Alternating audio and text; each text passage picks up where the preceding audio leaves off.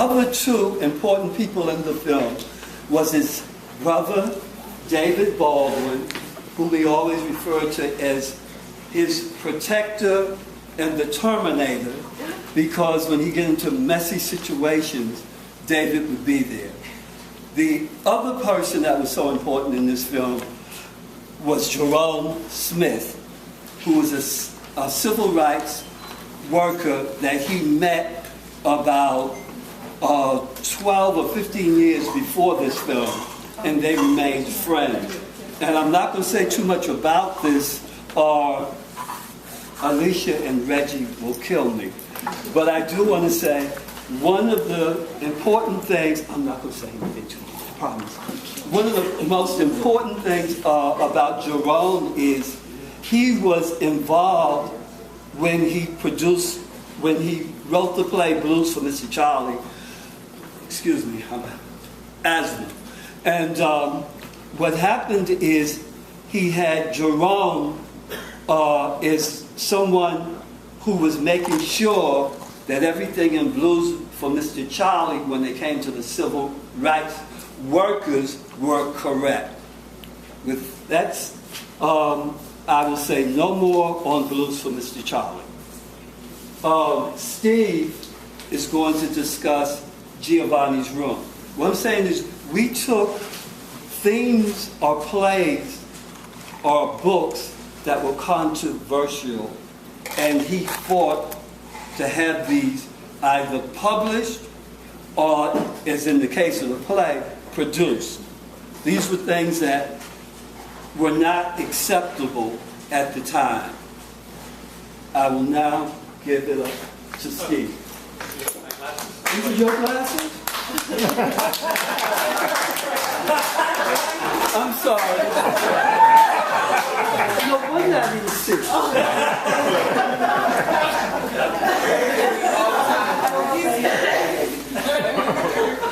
Giovanni's Room is Baldwin's second novel, published in 1956. It is his only novel with a white protagonist and all white characters. So you might question, why a novel with no black characters? But after publishing Go Tell It on the Mountain, Baldwin was seen by critics and the public at large as being the new black novelist, especially in his treatment of race in America, quite a controversial theme at the time, and his sharing the experience of growing up black in Harlem. Baldwin never liked being made into a type or boxed in with labels. Sure, he was a black writer, but he felt himself much more at the same time. So he set about going to the opposite extreme, a novel with no black and all white characters, and to boot with the theme of homosexuality, another taboo subject in America at the time. In this way, for Baldwin, the writing of Giovanni's Room was an act of defiance, as well as being personally liberating. He was able to thwart the expectations that he would be an American black writer per se, while at the same time, in today's terms, outing himself. No other person would now be able to blackmail him for his sexual preferences or sensationalize it. Now he was free to continue writing as he damn well pleased, honestly, and not being limited by others' expectations of what type of writer he was.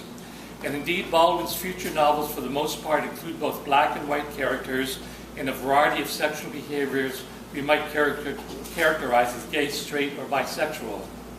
Why was Baldwin's novel and its treatment of homosexuality so controversial when it happened in 1956?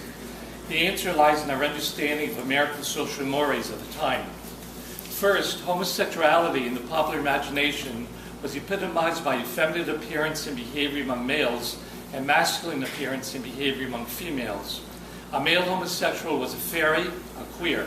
His sexual partner was referred to as trade or straight, and generally saw himself as heterosexual, especially as he was expected to perform the so-called actor role in sex. At the same time, homosexuality was perceived as sinful behavior by religion, a mental disorder by the medical establishment, and a punishable crime. Unprotected by law, a man exposed as a homosexual, picked up, for example, by the police in a bar raid, could risk being fired by his employer, a jail sentence, and loss of his family. It was not rare for gays when thus confronted to take their own lives. In terms of the literary scene, Gore Vidal's novel The City and the Pillar, published in 1948, stood alone at the time in presenting homosexual characters that did not end up tragically, for this was a pattern in American literature and film whenever the theme appeared. So when Baldwin presented Giovanni's Room for publication, he was advised he may as well burn the book. A novel depicting a romantic relationship between two men, which is too controversial. It would surely alienate his readership, he was told, and probably ruin his career. And though Giovanni's Room was relatively well received by critics when it was published in 1956, there would be continuing critiques of his homosexual writings well into the 70s, the most virulent coming from the self-styled black revolutionary Eldridge Cleaver. The question of Baldwin's personal views of homosexuality are quite enlightening and help us to better understand his works. Baldwin was not an adherent to what we today call identity politics. In examining his own personal feelings and observing those around him, he came to understand sexuality as being fluid, that is, people could and should not be boxed or labeled by rigid concepts of homosexual or heterosexual. In this way, he echoed America's most important and influential sexologist of the 20th century, Alfred Kinsey, who shortly before, in 1948, shocked the nation with his study, Sexual Behavior in the Human Male. In it, Kinsey shows that males do not represent two distinct populations, heterosexual and homosexual. Rather, sexual behavior and attractions follow along a continuum and can fluctuate over time. Baldwin never wavered in this belief, though in later years he gladly supported the gay liberation movement. Now for the plot, how the story unfolds. David, the novel's white narrator, is an American who's been living in Paris. He has a girlfriend named Hella who is about to return from a trip to Spain to join him, and it's presumed they would then cement their plans for marriage. While in Paris, David hangs out at a gay bar, where one evening he meets a new bartender named Giovanni, a handsome Italian for whom David, despite his better judgment, begins to develop feelings. David, although when he was young had once had a fling with a friend named Joey, sees himself as straight, so his attraction to Giovanni sets up a conflict within him. Giovanni begins to get passionately attached, but David, not being able to cope with his strong same-sex feelings for Giovanni, remains more reserved. The time they spend together in Giovanni's room is ecstatic for David, but also like a descent into hell, into having to confront feelings he's uncomfortable with and can't fully accept. When Hella returns, David realizes he has to break the news to Giovanni that his relationship with him is off. During that confrontation, Giovanni accuses David of deceiving him and being unable to love. From Giovanni's point of view, David is a typical American, clean-cut, smelling of soap, but scared of risk, of passion, of life itself. After David breaks the relationship, he goes off with Hella to southern France, yet he remains concerned about Giovanni. He learns that his friend has lost his bartending job, along with his self-esteem, and is hanging out with a crowd of promiscuous and effeminate gay characters, both at once considered to be degenerates. David becomes increasingly aware that he may not really be in love any longer with Hella, who wants nothing more than their return to America and the normalcy of a traditional man-woman relationship. He disappears suddenly and goes in a binge of drinking and cruising anonymous men, where one evening Hella finds him. The bonds with her are irretrievably broken as Hella decides to return to America. Tragically, David learns that Giovanni, probably in an attempt to protect his honor, has murdered Guillaume, the bar owner who had once exploded and now fired him. The ending of the novel finds David, still in the south of France, awaiting news of Giovanni's impending execution by guillotine. We leave David in an ambiguous situation, but hopefully about to embark on a continuation of self-discovery and acceptance of himself for who he is. While Giovanni's Room is basically a love story, not all love stories are the same. This is hardly a boy meets girl format. It is far more complex and nuanced. However, regardless of what race the characters are or their sexual preferences, there are universal truths here I believe we can all relate to. The major theme is the need for us to accept and love ourselves. We can't truly love others until we do. Otherwise, we remain unfulfilled in life, and may actually do harm to those around us, including the ones we love. As an illustration, let's take David, the novel's protagonist. In Giovanni's room, he reminisces about his sexual liaison he had with his friend Joy when they were both young boys. The night they end up in bed together, David wakes up, realizes the consequences of what has just happened, and leaves the house in shame. Unable to deal with his feelings, he later joins with a group of boys who torment Joy. So here we have a typical homophobic pattern of behavior. The straight identified person who can't deal with his homosexual feelings, projecting his fears, anger, and aggression onto others. Later, in David's inability to fully acknowledge his homoerotic desires, we find the beginning of the end for Giovanni. He's shattered at the loss of David and his dreams of a life together.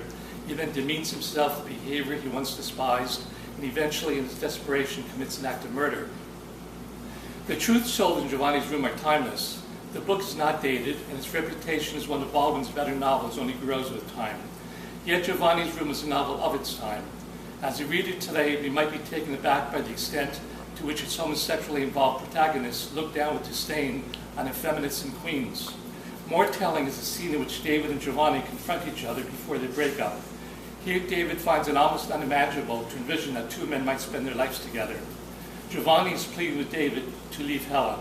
David responds, "I can't have a life with you. What kind of life can we have in this room? What kind of life can two men have together anyway? You want to go out and be the big laborer and bring home the money? And you want me to stay here and wash the dishes and cook the food and lie with you at night and be your little girl? That's what you want."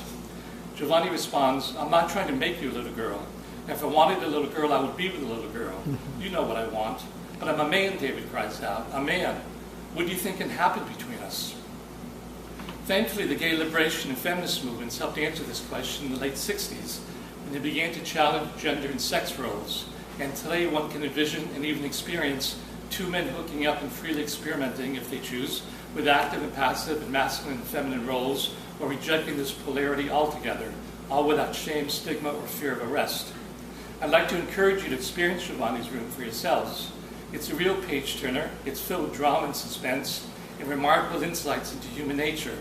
There are themes I've not had time to mention you might want to explore, such as the juxtaposition of American and European sensibilities, or the predicament of being a stranger in a foreign country. All the characters in the novel, by the way, are well drawn by Baldwin. They are never cardboard images. The hustlers and queens are individualized, and Ella undergoes much self-questioning about the role of women in society before she settles on her final decision to return to America and search out a traditional marriage.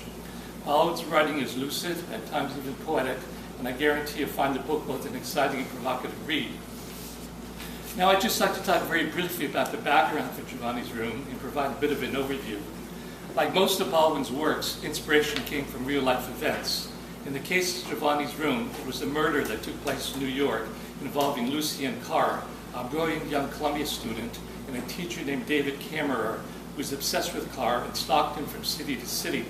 After Carr killed Kammerer, Jack Kerouac and William Burroughs became involved. The case both fascinated and repelled Baldwin, and its showing of the willingness of a man to kill another when confronted with his touch. A 2013 movie titled Kill Your Darlings tells the story.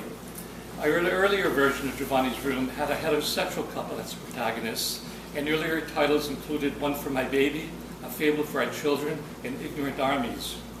Baldwin also wanted to make Giovanni's Room, said to be his favorite book, into a play. The Actors Studio had developed a version of it, but Baldwin wasn't satisfied, so he undertook to write the play himself. The role of Giovanni would go to Engin Cezar, a young Turkish actor.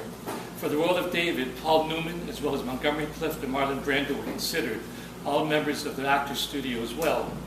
Finally, the studio did a workshop production in the spring of 1958 with Cezar and Mark Richmond in leading roles. It never made it into full-scale theater production, however.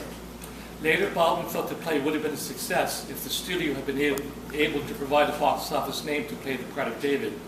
Brando had been too occupied with other endeavors to get involved, and many actors turned down the role of the homosexual David out of fear of it ruining their careers.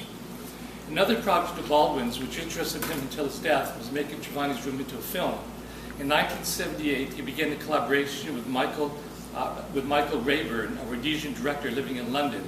Marlon Brando had committed to playing the role of Guillaume, the bar owner where Giovanni worked. But negotiations went slowly, and in the end, money became an overriding issue, and the project had to be dropped. Today, the film version is a 411-page document, which if performed would take an estimated 5 hours. Interestingly, the final versions of the script had two major changes. First, there were a couple of incidental black characters, one a transvestite named Princess, and secondly, a speech by Giovanni, which can be said to reflect Baldwin's own feelings about gayness.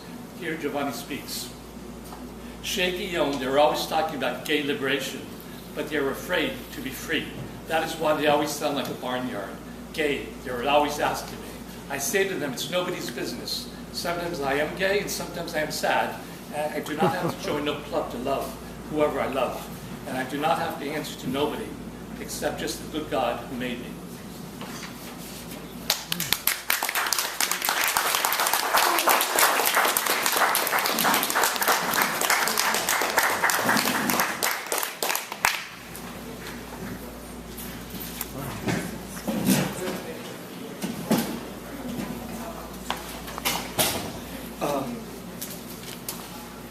The next one, the next program, I'm sorry. The next speakers will be Alicia and Reggie.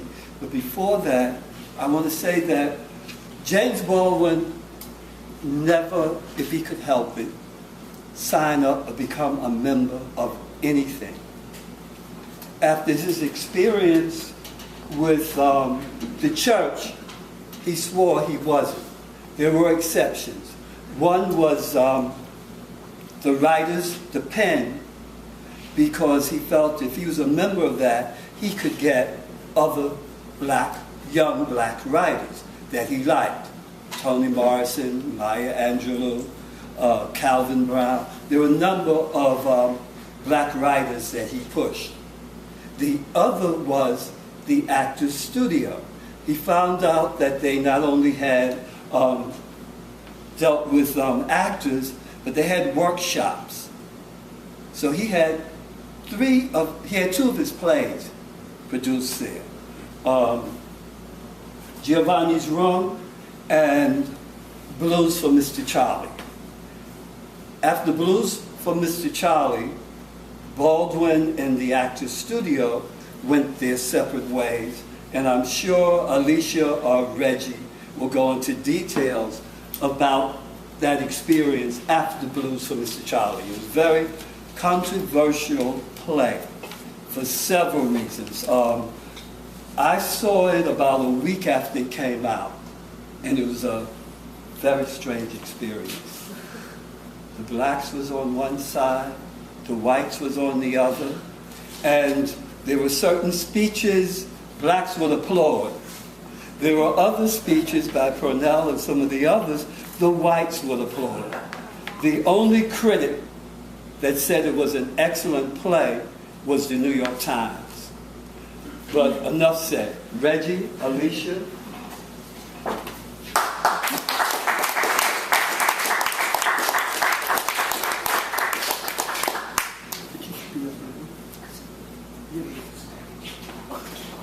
First of all, I want to thank everybody for coming out on this nice Saturday night.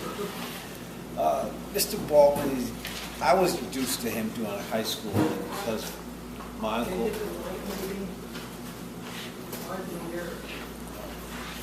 I'm sorry. You want me to get that for you?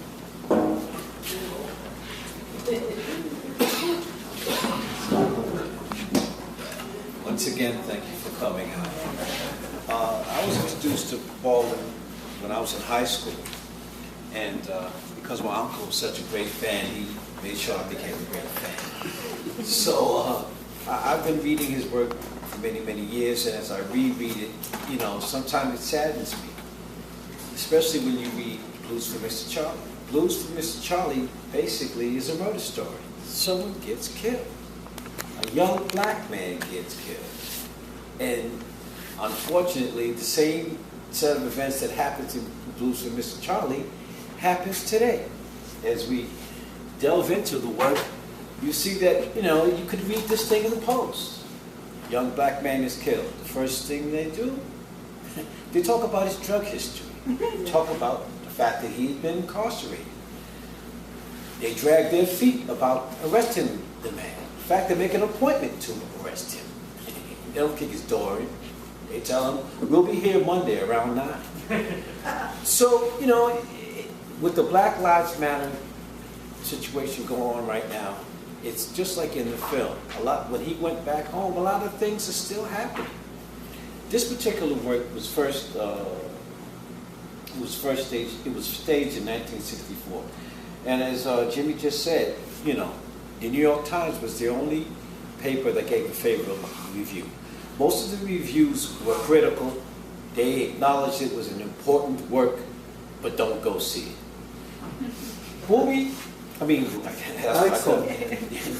Jimmy Wright was talking about the actor studio and his relationship. And this is where we get back to seeing how defined Mr. Baldwin really was. You see, in putting on this play, he made certain demands to the actor studio. First being that he wasn't going to get rid of all the cursing. You see, they felt that, in those days, and today also, people get dressed up, they go to the theater, they pay a lot of money. They don't want to hear this vulgar language. They don't want to be upset. They want to be entertained. These people, the producers, want to sell tickets. Baldwin felt that the message, if you're going to describe a black character, if you're going to have a truly original black character, you have to, the way they speak is the way they speak. The way they feel is the way they feel. We can't, sugarcoat it just because it's Saturday night and you're with your wife. It just can't happen. So, that was one problem. Another problem is it's a 3-act play. Very long play in terms of, people actually sitting there and you have to, 2 intermissions, you have to hold these people's attention. They felt that it was going to be too long. They wanted him to cut certain parts out to shorten it. He refused. Another thing is that you got to remember that Mr. Baldwin was always, he realized he had many different audiences, okay? He had the young people. He had the church audience, which supported him throughout his whole career. And he had the black audience. And he had the regular, traditional Broadway audience. Now, in order to, get everybody in there that he wanted to see the play, he had to cut the ticket prices. He had to make packages for the churches. Things had to be done to incorporate for everybody. Broadway producers didn't want to hear anything about that. They would have a ticket price for this particular seat, and anybody who wanted to sit in there going to have to pay for it. So naturally, these demands were in conflict. And then after the play came out, it was, like I said, it was critically acclaimed, but it wasn't pushed. It wasn't a must-go-see thing. And, after that, there was I did a little research on this, and it seems like everything he wrote after that had shifted. He was a nice guy until Blues for Mr. Charlie came out. When Blues for Mr. Charlie came out, they started looking at him through a different lens. Either they felt he had changed, or either the way they looked at him had definitely changed. Now, Blues for Mr. Charlie had the traditional themes that Baldwin has. Baldwin always talks about the church, his volatile relationship with the church. He always talks somewhere in there about family relationships, like they did in the movie here. You see that they went back and found his lineage, and they showed pictures of his father. His father died early, and he became, the oldest, being the oldest son. So he felt that he was, stepping into that vacuum. So it's always some tension about the father and son relationship, as it is in Blues for Mr. Charlie. It's always sexual tension. Naturally, not naturally, but as the play develops, in order to save her husband, the accused, the white wife, accused the victim, Richard, of sexually, trying to assault her. So there's always some sexual tension going on. In Richard's past, as they go back and forth to, in the play, he, describes his relationship with white women. It's always some sexual tension somewhere in the mix. Another a very interesting thing that I learned the third time I read this play, but each time I read it, I see something else, and I see something else in Baldwin. I saw on YouTube about 2 weeks ago the debate between William F. Buckley and Baldwin. And Baldwin makes this point. He says how despicable, he goes to the lineage, how despicable racism is, how it hurts black people or any oppressed people, wherever it is. But the real key is the insanity it brings to the oppressor. When someone can continually, day after day, oppress people, beat them, jail them, treat them unjustly, see that they're living in hard conditions, and they do nothing about it. They create this armor of righteousness that allows them to be comfortable doing what they do, and it's insanity. And this is the same thing that he's trying to portray in Blues for Mr. Charlie. The simple fact that the townspeople, knowing that this man had, first of all, killed someone else before and gotten away with it, and it was the unknown secret of the town, and then he's done it again, and then for them to rally around him, he shows how insane the whole concept of racism is, and how it's just like a disease, and it's passed on from person to person, and that's one of his main things, and he put it together so cleverly here in Blues for Mr. Charlie, because he's using the people themselves by them justifying what they, well, he's not a bad guy, this, that, the other.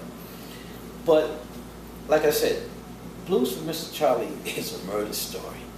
And it's a murder story that's continually happening as we speak. And this is what makes me sad when I read stuff like Blues for Mr. Charlie. This could be Ferguson. This could be any place in America right now. It's the same situation. So someone is murdered, and before you talk about the murderer, you talk about the victim. And another thing that you have to realize about Baldwin, and I've read so much about Baldwin, and he always throws it in the mix. He always talks about, he never lets anyone get away. Like Richard, the victim, is not the same. He blatantly brings up his drug history. Not so much from the white man's point of view, but from Richard's point of view, and Richard's family, and how Richard's family feels about the fact that he was a drug addict. And, it's one of the good things about him. He doesn't, there's a lot of gray areas, and he expands them. There's a lot of gray areas. Nobody's here is going to be just, sanctimonious about this or that. There's a lot of gray areas here, a lot of situations that have a lot of fingerprints on it. And that's why I like his work. Let me see here. Everything in it. One thing that, a piece of paper that I got, and I think that Jimmy just gave it to me, and I think it should be read, if I can find it. The thing about, here it is. And this is Baldwin speaking himself. First, like I was talking about, the family relationships. He says, my family saved me. My brothers and sisters, I was the oldest and I was busy helping to care for them. I had no time to jump off the roof or become a junkie or an alcoholic. The welfare of my family has always driven me. They were the key to my will to succeed. They are my life. He also goes back and talks about his father. He goes, with the death of my father, in my own mind, I was the father of my family. That's not quite the way they saw it, but I still was the oldest brother, and I took it very serious. I had to set an example.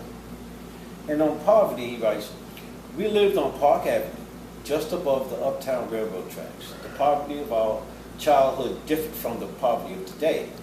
We were poor, and we knew we were poor, but then everybody around us was poor. You see, we live in a society right now where if Baldwin saw it, he would probably not be shocked, because he's the type of person that he said in this movie, he says, it's not about being shocked or what you do. You have to confront it. You have to accept it. You have to take a look at it. And I think that today, I don't know what he would say, because we are not confronting it. We are not. I mean, things happen, and we live in this 24-hour news cycle. It seems like rather than do anything, it's more important to have the information. It's even better if there's an app for it.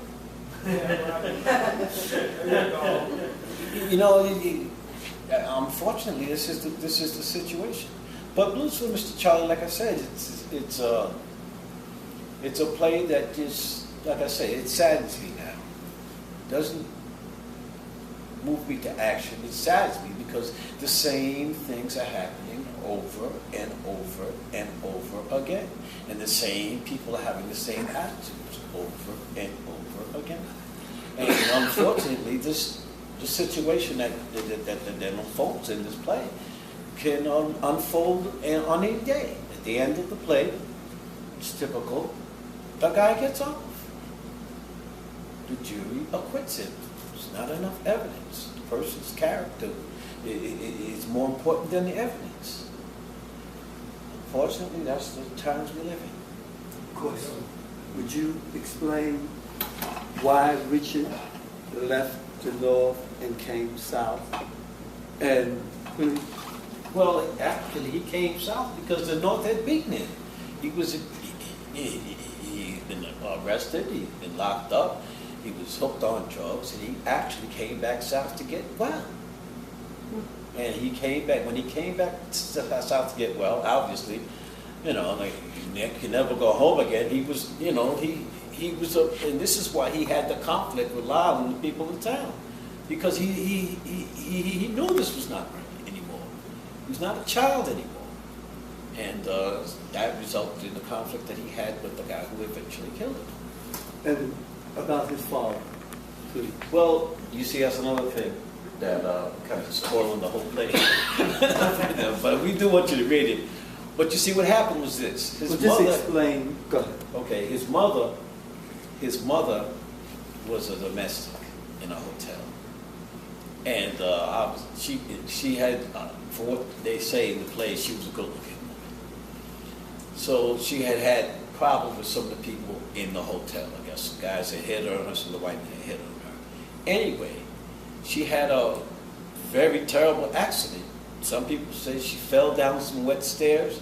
Some people say she was pushed down after she, rejected somebody's advances. Anyway, she died. Instead of her, Richard's father, mounting a big investigation and what happened to my wife or whatever, he accepted it and turned to the church. And see, when we meet his father is the reverend of the church. So this whole thing with the church and their role in black lives, positive or negative, or how his father, as Richard sees it, was a coward and should have done something. As your wife is dead, you should have done something. And in fact, he did not tell Richard, and Richard found out. And so his father and him had this contentious relationship. Respectful, but contentious. Thank you. There is one important female role in the play, Juanita. And she has relationships with everyone, all the men in the play, black and white. And Alicia's going to explain Juanita. And at the time, she was played by Diana Sands. It was one of her last good roles on Broadway. Great actress. Great actress. Yes, yes, she did. Okay. The character of Juanita in James Baldwin's Blues for Mr. Charlie serves several purposes. She gives us deeper insight into the character of Richard. She provides a watershed moment for Richard's character. She gives us insight into several other male characters as well. She provides a moral compass and a voice of reason and or a reality check for some of the male characters in the play. And she does give us some hope for the future. Juanita is in many ways a departure from a lot of the characters, the female characters that populate James Baldwin's novels. Oftentimes his female characters are mothers or female love interests that have only one mission in life, and that is self-sacrificing themselves for their families. And Juanita is different. When we meet her, we learn that she isn't in any hurry to get married. She's a college student and an activist. She has had dreams of going north to study and become a lawyer and to return to the South and practice law. But she's conflicted because she realizes that she doesn't want to die in the South, and she's afraid of the South. We know that she is wise, perceptive, and confident. However, when she and Richard become reacquainted, her heart opens and she's in love for the first time. She becomes protective of him and wants to save him. In giving us a deeper insight into the character of Richard, Juanita and Richard used to hang out together when he lived in the South when he was younger. They were like the innocent little boyfriend and girlfriend, and she was more of a tomboy, and she would climb trees with him, and she was always hanging around him. And since she had this vantage point in her life with Richard, she could view him in a different way than some other people could. She had a unique insight into him. One of the first things she says to Richard when she sees him, when she meets him for the first time when he comes back to the South, she says, "Ain't you a mess? So you finally decided to come back here. Come, let me hug you." Although her mood is playful and welcoming, she knows instinctively that he is troubled. Juanita, Richard, and Pete hang out together in Papa D's juke joint the first night that he comes back and he meets her. And Richard starts to brag of his exploits in New York and all of the women that he's bedded, all of the white women that give him money, and they like having sex with him, and he's just bragging about his exploits with them. But Juanita is not shocked at all. She's not jealous, and she's not threatened by his exploits. She looks at him and says, "They sound very sad. It must be very sad for you too." So she knows that even though he's, acting like he's the big guy, and he's done so much more than everyone else, that he's really in pain and he's really hurting inside. When Richard begins showing pictures of the white women to them and to Papa D tells him to put the pictures away. And Richard laughs, commenting that Papa D is scared of the man. And it's interesting to note that Richard did not put the pictures away until Juanita says, "Well, I'm not scared of a man, but there's no point in running around asking to be lynched."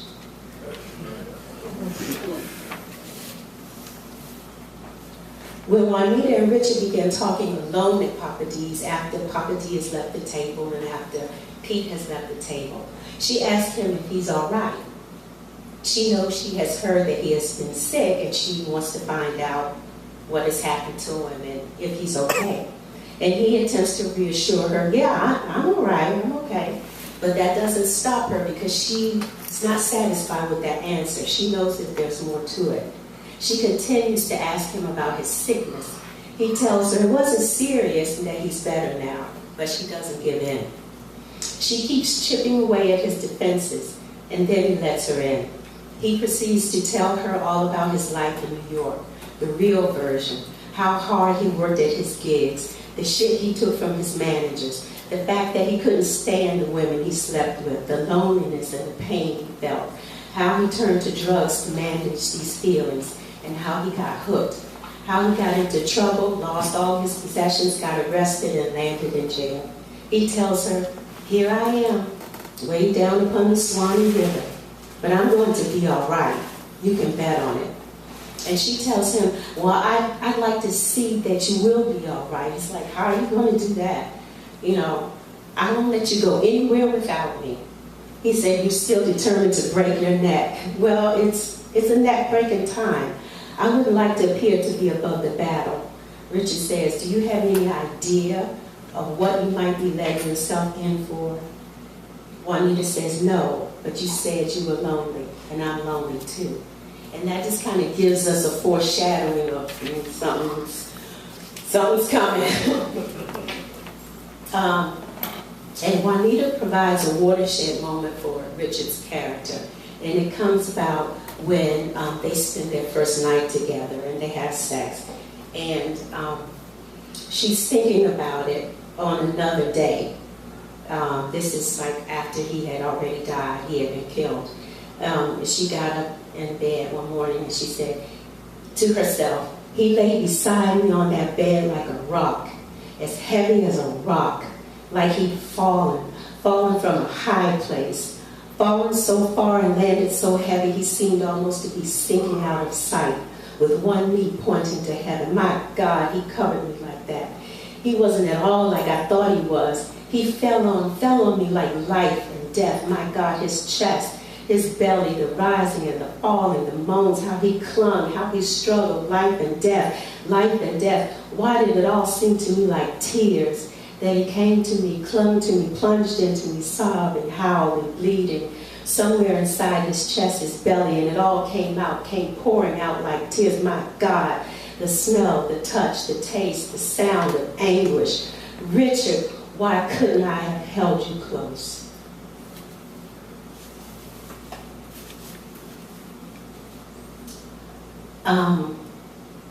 That's it.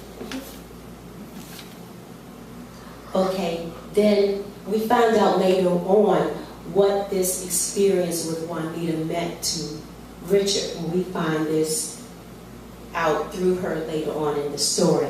She says, by and by, Richard woke up and I was there, and we tried to make plans to go, but he said he wasn't going to run no more for white folks, never no more, but was going to stay and be a man right here. And I couldn't make him see differently. I knew what he meant. I knew how he felt, but I didn't want him to die. And by the time I persuaded him to take me away from this terrible place, it was too late. Lyle killed him like they've been killing all our men for years, for generations, our husbands, our fathers, our brothers, our sons. And Juanita also had a watershed moment, and she is explaining to Pete, another character in the story, what Richard's presence in her life meant to her and how he caused her to change. She said, when Richard came, he hit me in some place where I'd never been touched before. I don't mean just physically. He took all my attention. The deepest attention maybe that one person can give another. And she goes on, and then she says, it only lasted 4 or 5 days, Pete. 4 or 5 days, like a storm, like lightning. And what I saw during that storm, I'll always see. Before that, I thought I knew who I was, but now I know that there are more things in me than I'll ever understand. Juanita also gives us insight into other male characters. During the play, we learned that Meridian, who is Richard's father, Parnell, who is the white editor of the town newspaper, and Pete, which is a young student that Juanita's been going out with, have more than a passing interest or a passing feeling for Juanita. And because all 3 of these men, and plus Richard, have this attraction to Juanita, we come to realize that she must possess the qualities of a highly desirable mate in life. This desirability reaches far beyond mere looks, but because we never really know what she looks like. We know that Lyle, the murderer, made an offhanded comment about her, about she was a pretty little nigger or something like that, but we don't give too much credence to what he said because he has these base instincts. The men who desire her to be in their lives, Meridian, Parnell, and Pete, seem to desire her for her character and her ability to bring something to their lives that is woefully absent. They seek some type of reassurance and or absolution. In the case of Meridian, Richard's father, after Richard's confrontation with Lyle, but before his murder, Meridian tells Juanita that they must send Richard away. He wants Juanita to go with Richard because he knows that they like each other. He takes this opportunity to present the feelings that he had for Juanita. And this is Juanita to him. Meridian, oh my God, Meridian, it's to Juanita. Juanita, tell me something. I have to know. I'll never ask it again. Yes, Meridian. Before he came, I wasn't just making it all up, was I? There was something, at least beginning, something dimly possible, wasn't there?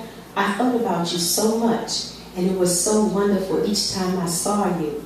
And I started hoping, as I haven't let myself hope, for a long time. I knew you were much younger, and I'd known you since you were a child, but I thought that maybe that didn't matter. After all, we got on so well together. I wasn't making it all up, was I? Juanita says, no, you weren't making it up. Not all of it, anyway. There was something there. We were lonely. You were hoping. I was hoping too. Oh, Meridian, of all the people on God's earth, I would rather die than hurt. Meridian says, hush, Juanita. I know that. I just wanted to be told that I hadn't lost my mind. I lost so much. And throughout this story, you can see that all of these people, and especially the men, are dealing with so much loss and so much pain and so much emptiness. And somehow there's something in Juanita that brings them some type of solace or absolves them of some crimes that they feel that they've committed or something. And Parnell, the white editor of the paper, Juanita sees into Parnell because she's very perceptive. She sees into all of these people. She knows he's conflicted and tortured, and that because of who he is and where he lives, he makes the gestures but lacks the courage to take the high moral ground and do what he knows is the right thing to do. I think this was just after the funeral, and Juanita's coming out, and she looks at Parnell and says, what's the matter, Parnell? You look sick. I tried to come sooner. I couldn't get away. Lyle wouldn't let me go. Were you trying to beat a confession out of him? But you look as though he's been trying to beat a confession out of you. Poor Parnell. And then later on the conversation changes and he comes to a realization. He says, you loved him. Yes, I didn't know. Oh, you're so lucky, Parnell. I know you didn't know. Tell me, where do you live, Parnell? How can you not know all of the things you do not know? Why are you hitting out at me? I never thought you cared that much about me. But oh, Juanita, there are so many things I've never been able to say. There are so many things you've never been able to hear. And then later on, he says, are we friends, Juanita? Please say that we're friends. Friends is not exactly what you mean, Parnell. Tell the truth. Yes, I've always wanted more than that from you, but I was afraid you would misunderstand me, that you would feel that I was only trying to exploit you in another way. Juanita says, you've been a grown man for a long time now, Parnell. You ought to trust yourself more than that.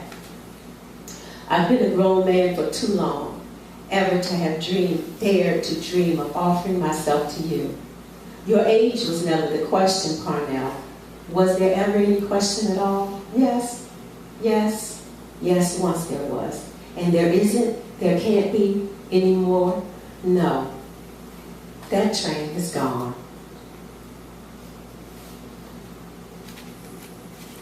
And at one point later on, and Juanita's, reminiscing, talking to herself about these men in her life. And Richard has already died. And she says, what is this world like? I will end up taking care of some man someday. Help me do it with love.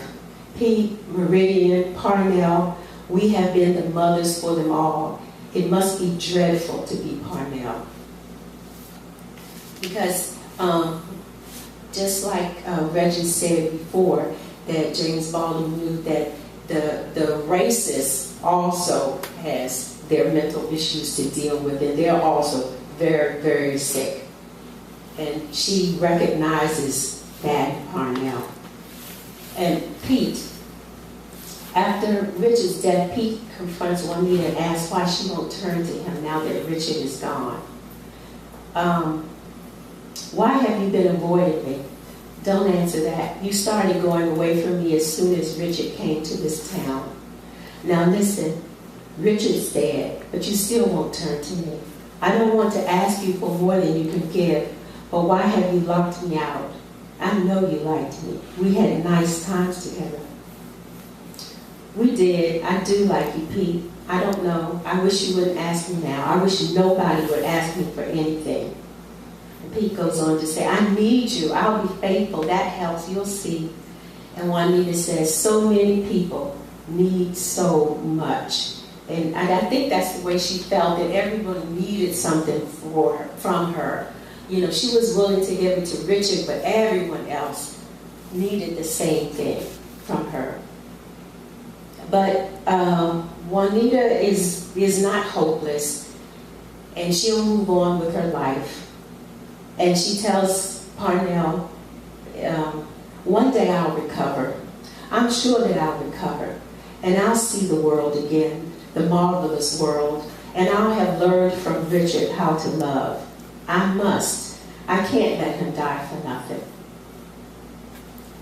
And at one point,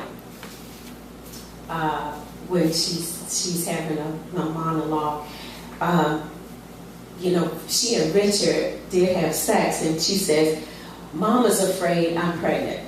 Mama is afraid of so much. I'm not afraid. I hope I'm pregnant. I hope I am.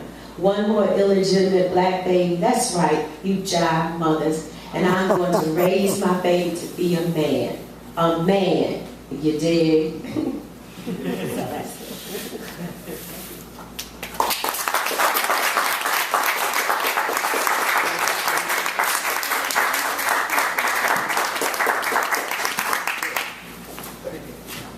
Blues for Mr. Charlie, because of his making them reduce greatly the amount, did not make it on Broadway.